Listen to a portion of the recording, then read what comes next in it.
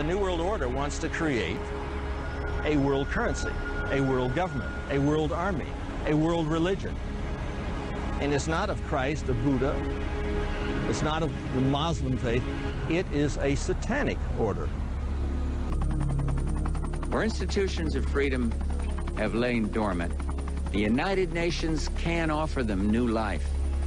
These institutions play a crucial role in our quest for a new world order. Their agenda is control. Control of our currency, control of our families, of our freedoms, of our religions. They want it all. There's nothing that you have, or ever had, or ever hope to have that they're not planning on taking away. They want it all. If you take a look at the backside of the dollar bill, it'll say Novus Ordo Seclorum, the new social order. And they have the pyramid.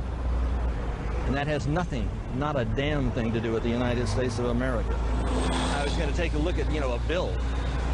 And you can take a look on the backside of the bill and it'll say, here. You can hardly see it. But it's Novus Ordo Seclorum, the New World Order. It's what Hitler envisioned. It's on the backside of the United States dollar bill. The eye of the pyramid, which is also called the eye of Horus, is the eye of Lucifer. This is what we are facing. Just to give you an idea of how black is white and topsy is turvy in relation to our perception of what's going on compared with what is. In New York Harbor is a lady holding a lighted torch, a Statue of Liberty. Statue of Liberty, land of the free. That's what most Americans, 99.9% of them, believe that stands for. In fact, that was given to New York Harbor by French Freemasons who knew that it was an Illuminati symbolism of, we control the show, we're telling you, but because you don't know the secret language and we've given you another version of it, freedom, you don't know what's going on. The New World Order is housed right here at the United Nations. It is global government. Ein Volk, ein Reich, ein Führer. One world, one race, one ruler. That's what Rudolf Hess talked about when he introduced Adolf Hitler. This is Hitler's dream come true. This is a nightmare. This is the tombstone upon all sovereignty for all nations for all time. The United Nations must fall for freedom to live. Where institutions of freedom have lain dormant, the United Nations can offer them new life. These institutions play a crucial role in our quest for a new world order. An order in which no nation must surrender one iota of its own sovereignty, an order characterized by the rule of law rather than the resort to force. World War I, World War II were both created to bring about the United Nations. They're in the war business. Wars, like bridges, are engineered. This New World Order is in the war business. And to create the war, they can then say that they want peace. They couldn't, this would never have been built without the aid of World War I, without the aid of World War II.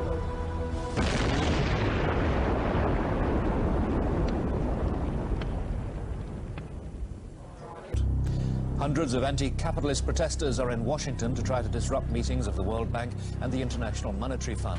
At every street corner around the IMF and the World Bank, the demonstrators have set up human chains to stop the meetings taking place. What is the Bohemian Grove? Well, it's a kind of summer camp for the powerful. Among its members, political figures like Gerald Ford, President Reagan, Vice President Bush, Richard Nixon is a Bohemian. Each year, guests like Henry Kissinger or Zbigniew Brzezinski address members on their areas of expertise. For we are opposed around the world by a monolithic and ruthless conspiracy. It is a system which has conscripted vast human and material resources into the building of a tightly knit, highly efficient machine. By the military-industrial complex. Its preparations are concealed, not published. Its mistakes are buried, not headlined. Its dissenters are silenced, not praised. We can find meaning and reward by serving some higher purpose than ourselves. A shining purpose, the illumination of 1,000 points of light. No expenditure is questioned, no rumor is printed, no secret is revealed. We have before us the opportunity to forge for ourselves and for future generations a new world order. The quest for the new world order is in part a challenge to keep the dangers of disorder at bay. We were interested today to hear that more than 100 law enforcement officials in Mexico are having microchips implanted in their arms. The chips allow a person to be scanned, sort of like a cereal box at the supermarket checkout. I think the most important thing is for Barack Obama. I think his task will be to develop an overall strategy for America in this period when really a new world order can be created. I think a new world order is emerging, and with it the foundations of a new and progressive era of international cooperation. But the burdens of global citizenship continue to bind us together. In this new century, Americans and Europeans alike will be required to do more, not less. Partnership and cooperation among nations is not a choice. You know, there is such a thing as insidious influence. Does it involve bribery? And does it involve some sort of psychological domination of individuals? But what does a new world order mean for countries like ours? A new world order? No world order that elevates one nation or group of people over another will succeed. It's a phrase that I often use myself, that we needed a new world order. So it's going to be an inner ruling elite and then everyone else. And I got news for you. You're everyone else. The whole concept of New World Order is something else. It really says that the state is God. You take the roots of that organization and you find out that they created in all of the British dependencies what they call round table groups. Then around those little round table groups they created front groups. We're getting to two levels of government here. One level of government where we have checks and balances, and a higher level of COG government where the constitutional authorities are not allowed to go. The New World Order really is a tool for addressing a new world of possibilities. This is the third leg of the New World Order. Now, much has been said by the Secretary of State and others about a new world order, about a defining moment in history. I have no doubt about the potential of this moment to be defining in terms of history, but that definition can be negative as well as positive. And how negative or positive it will be will depend on what kind of new world order we really create. Can it truly be said that the United States of America, trading off better treatment to China for an abstention on a vote, cozying up to Syria with its record of support for terrorism, or making promises to other countries in exchange for a hold your coat, you go ahead and take the risks and casualties endorsement, can it truly be said that these create a new world order? Can it really be said that we're building a new world order when it's almost exclusively the United States who will be fighting in the desert? Not alone, but almost. Displaying pride and impatience and implementing what essentially amounts to a Pax Americana. Is that a new world order? Can it really be said that this is a true new world order when it... Owner of Russell & Company, a transport company which was rumoured to smuggle opium into China during the Opium Wars. The name Skull and Bones probably comes from a curious tradition. During their meetings in the campus chapel at Yale, the society used to hang a skull and two crossed shin bones upon the door as a warning that they should not be disturbed.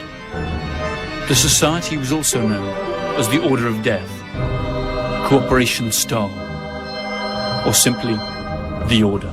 How did I come to this knowledge?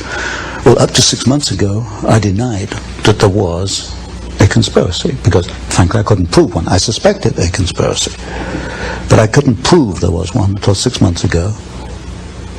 Well, a little before 6 months ago, I received the catalog, which is the membership list of the society, all the way back to 1833, and I received some of their internal documents, enough for me to put together